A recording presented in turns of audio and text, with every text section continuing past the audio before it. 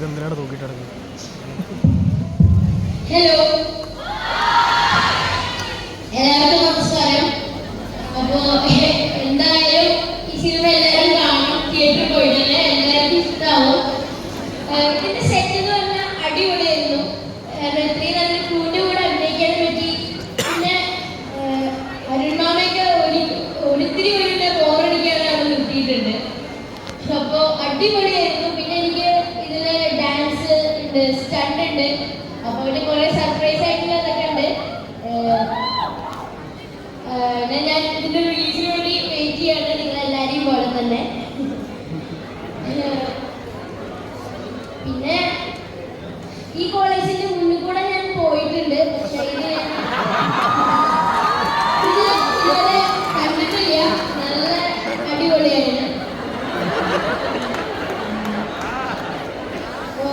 ഈ സിനിമ എല്ലാവർക്കും പറ്റുന്ന ഒരു സിനിമയാണ്.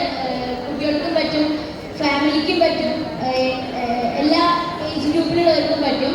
എല്ലാവരും എന്തായാലും പോയി കാണാം.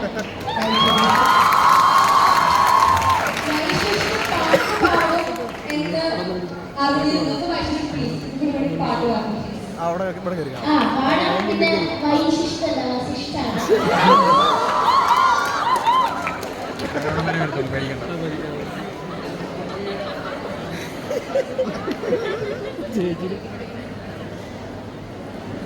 നല്ല ട്രോളല്ലേ, എടുക്കാൻ പറ്റില്ല, അതാ പ്രശ്നം. ഇതൊന്നും എടുക്കില്ല.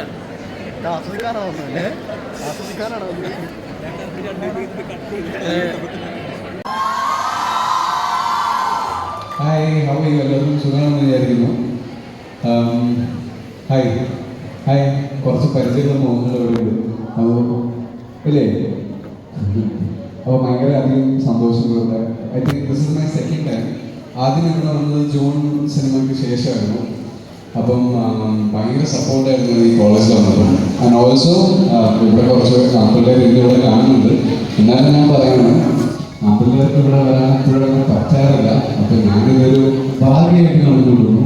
ഇത് രണ്ടാമത്തെ പ്രാവശ്യം കൂടെ.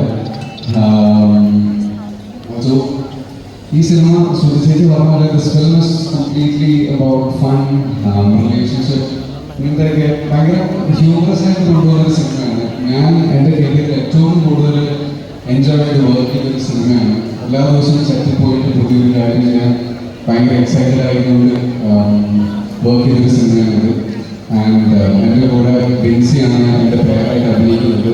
Four me it was a great experience working with Binsy. ഇപ്പം സ്റ്റേറ്റ് അവാർഡിന് വേണ്ടി ഓസ്കാർ നോമിനേഷൻ ലിസ്റ്റിലേക്ക് വന്നിട്ടുണ്ട്. അപ്പം ബിൻസിയുടെ കൂടെ വർക്ക് ചെയ്യാൻ പറ്റിയത്, ഇന്ദ്രയുടെ കൂടെ വർക്ക് ചെയ്യാൻ പറ്റി, ശ്രുതി ചേച്ചിയുടെ കൂടെ വർക്ക് ചെയ്യാൻ പറ്റി. പിന്നെ നമ്മുടെ ലോകയുടെ ഡയറക്ടർ അരുൺ ചേട്ടൻ, നമ്മുടെ റൈറ്റർ പ്രവാചകൻ, ഇവരുടെ കൂടെ വർക്ക് ചെയ്യാൻ പറ്റിയത് നമുക്ക് ഭാഗ്യമായിട്ട് കണ്ടുകൊടുക്കുന്നു. നിങ്ങളുടെ എല്ലാവരുടെയും സപ്പോർട്ട് വേണം ഈ സിനിമയ്ക്ക്. ഒരു വലിയ ക്യാൻവാസിൽ തന്നെ ചെയ്ത ഒരു ചെറിയ ഫാമിലിയുടെ കഥയാണ്. പക്ഷേ എല്ലാ യങ്സ്റ്റേഴ്സും, നേരത്തെ നമ്മൾ കോളേജ് വർക്ക് പറഞ്ഞിരുന്നു, ഇതിൽ നിങ്ങൾ ട്രെയിലറും ടീച്ചറൊക്കെ കണ്ടാൽ അറിയാൻ കുറച്ച് പ്രഗ്നൻസിയും അതൊക്കെ പറഞ്ഞു പോകുന്നുണ്ട് സിനിമയിൽ. പക്ഷെ ഒരിക്കലും അതല്ല, നമ്മൾ ആർക്കും ഇതാണ് ശരി അതാണ് തെറ്റ് എന്നൊന്നും പറയാനുള്ള ഒരു സിനിമയല്ല. പിന്നെ പ്രോഗ്രസീവ്നെസ് കുത്തി കയറ്റിയിട്ടുള്ള ഒരു സിനിമയേ അല്ല. സോ നിങ്ങൾക്ക് എല്ലാവർക്കും ഇഷ്ടപ്പെടും എന്ന് വിചാരിക്കുന്നു. Thank you so much.